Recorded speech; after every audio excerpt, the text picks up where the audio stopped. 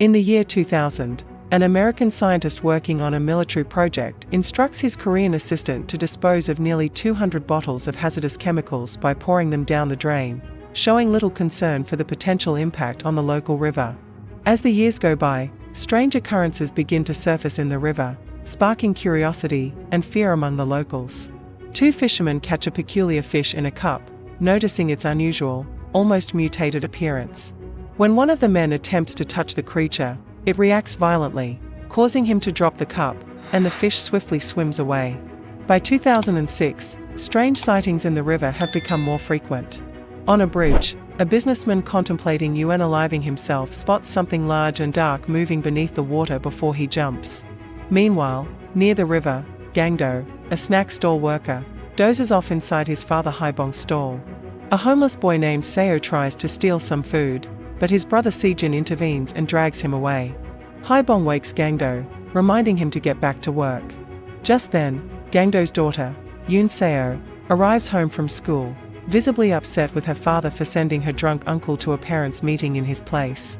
She's also frustrated with her outdated phone, which has poor signal and embarrasses her in public. Gangdo and Yoon Seo rush into the stall, where Gangdo has been secretly saving money in a box to buy her a new phone. As they turn on the TV, they catch a news report about a dead body found in the Han River, but quickly switch the channel to watch Gangdo's sister, Namju, compete in an archery tournament. Their viewing is interrupted by Haibong, who sends Gangdo out with free snacks for some disgruntled customers. When Gangdo reaches them, he finds them staring at a strange object hanging beneath the bridge. The object suddenly moves, revealing itself to be a monstrous creature that leaps into the water. Intrigued, Gangdo throws a beer can into the river, and the creature grabs it with its tentacle, swallowing it whole.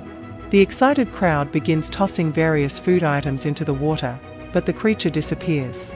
Just as everyone is about to leave, the monster resurfaces and begins a brutal harm, chasing the crowd, tossing them around, and unaliving them with its powerful limbs. Chaos ensues as people desperately try to flee, but the monster continues its rampage, stomping on and dragging its victims. Some survivors take refuge inside a container, but the monster follows them, becoming stuck in the process. Gangdo and another man, Donald, rush to the other end of the container, opening the door to allow the few remaining survivors to escape. The monster breaks free and continues its slaughter, prompting Donald to throw a floor tile at it, but the creature remains unscathed. Desperate, Donald and Gangdo lift a heavy signpost and hurl it at the monster, but it fails to cause any damage. The creature grabs a person in its jaws and leaps onto Donald, severely injuring him, while Gangdo runs off. He finds the signpost again and throws it at the monster's sensitive tail, finally injuring it. However, the creature's blood splatters on Gangdo's face as he flees. As Yoon Seo finally leaves the stall, Gangdo grabs her hand and pulls her away with the fleeing crowd. Amidst the chaos, Gangdo stumbles and loses his grip on Yoon Seo's hand. In the confusion, he blindly grabs another teenager's hand and continues running, only to realize his mistake. He turns around in horror to see the creature capturing Yoon Seo and carrying her away as it leaps back into the river. Desperate, Gangdo jumps into the river but can only watch as the monster reaches the opposite shore, spits out another human, and replaces them with Yoon Seo before disappearing beneath the water. Moments later, the area is swarmed by police and military forces, forcing Gangdo and Haibong to evacuate the stall. Gangdo takes the box of coins with him. As the river area is cordoned off, a funeral is held for the victims of the incident. Namju arrives with her bronze medal and breaks down in tears for her niece. They are joined by the third sibling, Nam-il, the only family member with a college education, though currently unemployed due to his past as an activist. The entire family collapses into a grief-stricken heap on the floor, attracting the attention of reporters who begin taking photos and recording the scene. Nam-il reveals that he heard about Gangdo grabbing the wrong hand during the chaos and berates his brother for such a grave mistake, leading to a fight that is quickly broken up by the authorities. Just then, a group of men in hazmat suits arrives as a mysterious smoke begins to fill the room.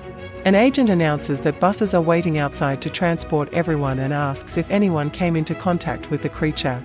Gangdo mentions that some of the creature's blood splattered on his face, prompting the hazmat team to place him in a special containment bag and drag him away. The incident finally makes headlines, revealing that Donald, a U.S. Army sergeant, lost an arm and was sent to a military hospital. The medical team discovered a strange reaction in the body parts that had come into contact with the creature, blaming it on an unknown virus. The U.S. Army sent a sample to the Centers for Disease Control, CDC, which confirmed that the river creature is the host of the virus. As a result, only special forces trained in biological warfare are now permitted near the river, while fumigation units work to cleanse the area with smoke.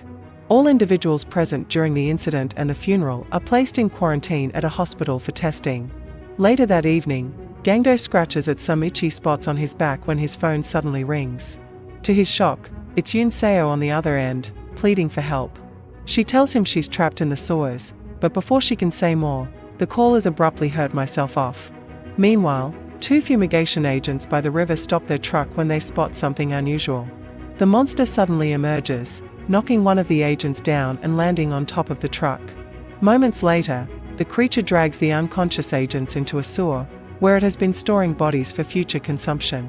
After the monster leaves, Yoon Seo emerges from a hiding spot in the wall and tries to revive one of the agents, only to find that he is dead. She searches his pockets for a phone, but it's broken. Back at the hospital, Gangdo's family tries to convince a police officer that Yoon Seo is alive, but he dismisses their claims, insisting that Gangdo must have dreamed the call. In an attempt to prove his point, Gangdo explains how he saw the creature regurgitate a body, suggesting that his daughter could still be alive. The officer remains unconvinced and leaves after Haibong unsuccessfully tries to bribe him. Determined to find Yoon Seo, the family sneaks out of the hospital, blending in with the other patients in the quarantine ward. A nurse recognizes Gangdo's distinctively dyed hair and calls him out, prompting the family to make a hasty retreat, shoving people out of their way as they flee. Once inside an elevator, they quickly change back into their own clothes, and Haibong confirms their ride over the phone. They manage to reach the parking lot, where a mysterious driver in a van is waiting to pick them up. Namju almost gets left behind, but the driver swiftly turns around to retrieve her, skillfully dodging the people chasing them. When a persistent cop tries to jump into the van, Gangdo pushes him away, allowing the group to escape. The van speeds away, eventually reaching a warehouse on the outskirts of town. There, it's revealed that Haibong had hired some criminals to help them break out of the hospital and acquire supplies that could aid in their search for Yoon Seo. However, the final bill is far higher than expected, and the criminals refuse to accept Haibong's jewelry as payment. Instead, they take all his credit cards. As they drive away in the van, the siblings watch the news and discover they are now wanted fugitives. The family sets out in a fumigation truck provided by the criminals, equipped with 2 hazmat suits, a few weapons, and a map of the sewers. Gangdo and Haibong put on the suits while Nam Illinois and Namju hide under a blanket in the back. At a security checkpoint, the manager becomes suspicious, noting that this truck was signed up at the last minute. In response, Haibong discreetly throws a bag at him as a bribe. The manager opens the bag to find it filled with the box of coins, allowing them to pass and continue to the river area.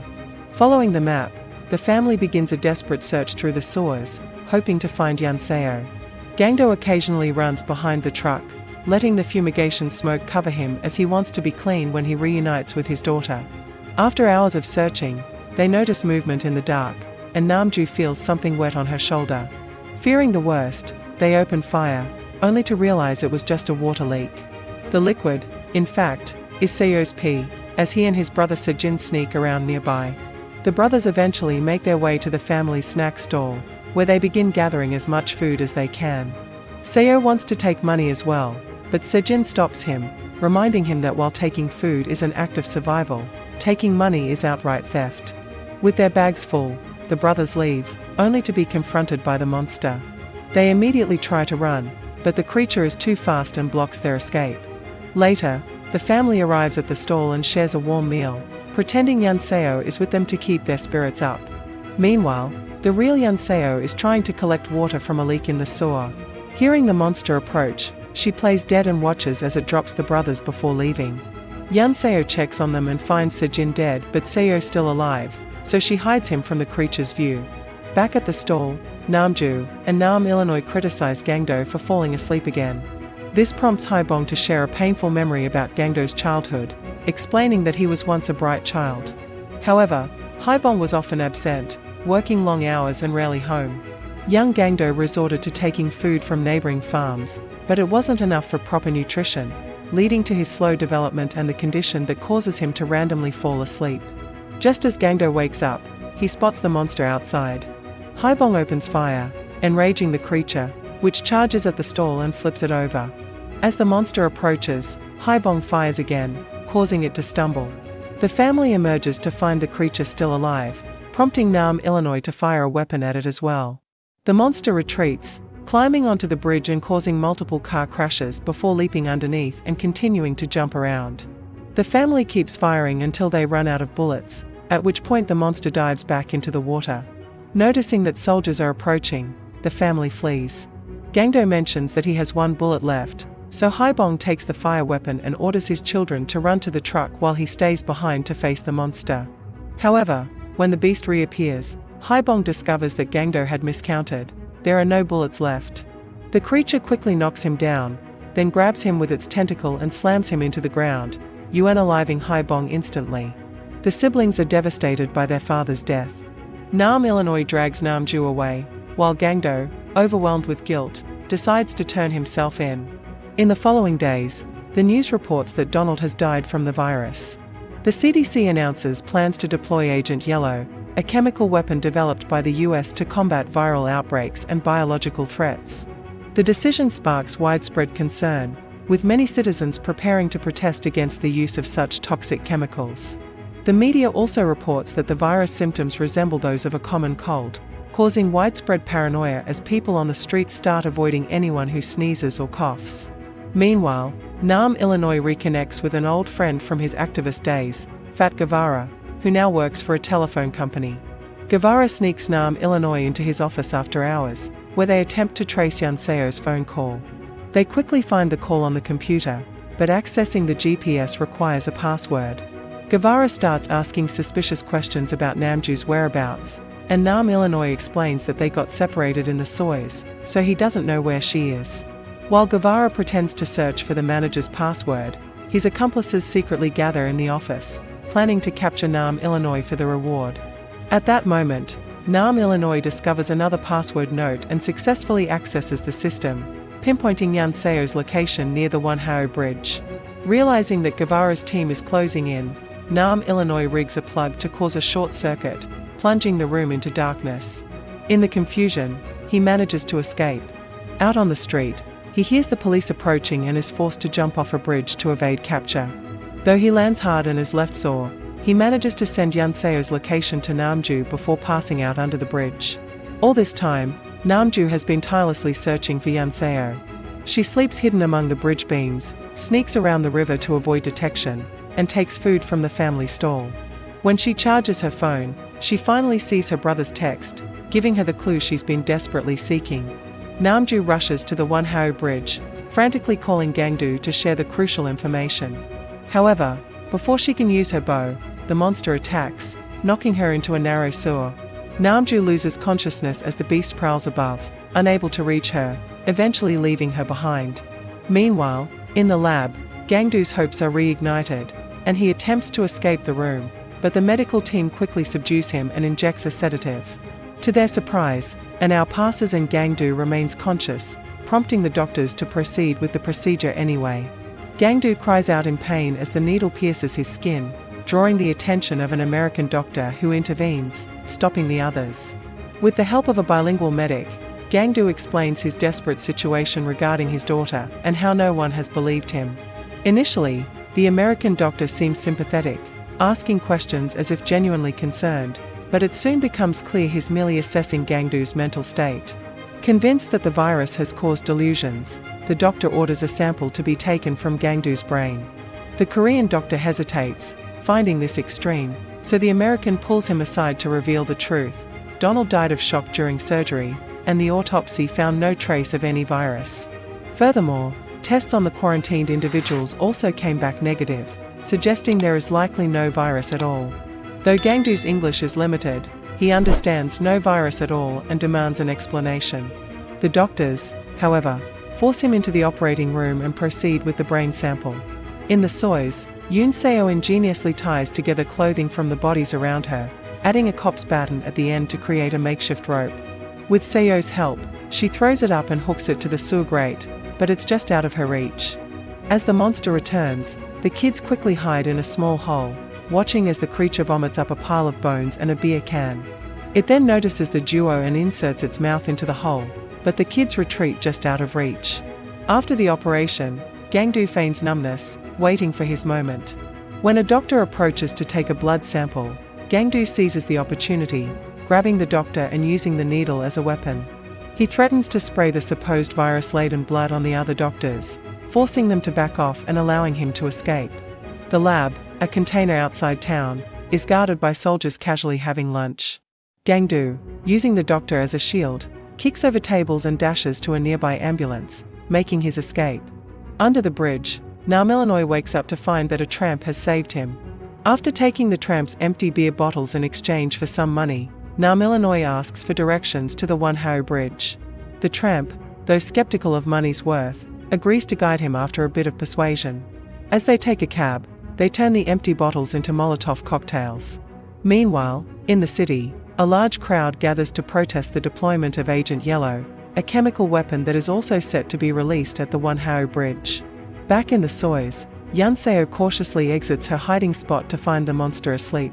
Testing its reaction, she throws a can, which the creature ignores, giving her a moment to climb onto its body and reach the makeshift rope. Just as she grasps it, the monster instinctively lashes out with its tentacle, pulling her back down. Though the beast appears to remain asleep, it may simply be reacting on instinct. Terrified, Seo wets his pants as Yunseo barely moves her foot, inadvertently waking the creature. The monster quickly attacks, capturing both kids before they can retreat to safety. Minutes later, Gangdu finds the right sewer and is devastated by the sight of the bones. Fearing the worst, he descends Yunseo's makeshift rope and discovers her name tag on her jacket. As he grapples with the horror of the situation, the monster appears but doesn't notice Gangdu, continuing on its way.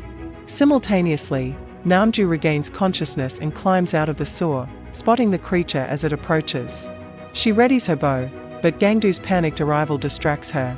On the shore, a large crowd of protesters demand justice for Gangdu as they rally against the use of Agent Yellow. The police, surrounding the area, struggle to maintain control. The situation escalates when the monster appears, causing panic among the protesters. The police open fire, and Gangdu appears on the bridge, begging them to stop because of his daughter's body.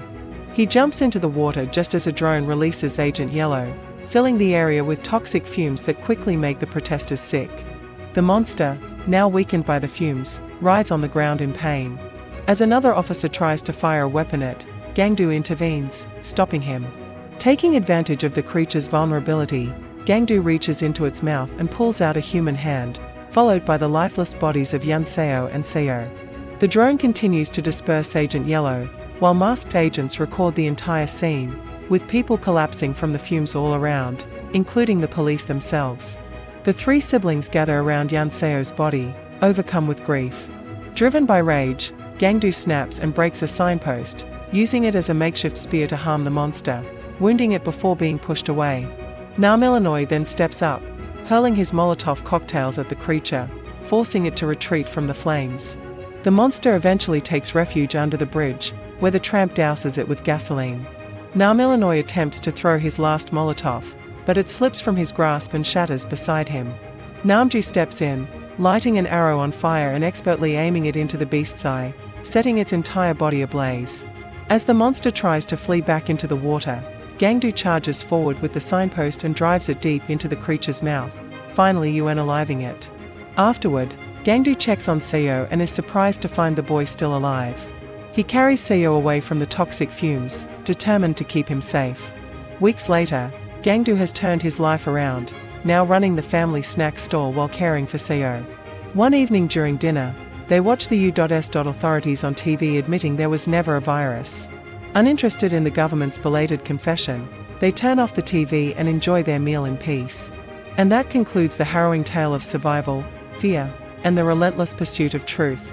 The host is a chilling reminder of the unintended consequences of human actions and the strength of family in the face of unimaginable horrors. If you enjoyed this recap, don't forget to hit the like button and subscribe for more in-depth breakdowns of your favorite movies. What did you think of the family's journey? Share your thoughts in the comments below, and stay tuned for more thrilling recaps. Thanks for watching, and see you in the next one.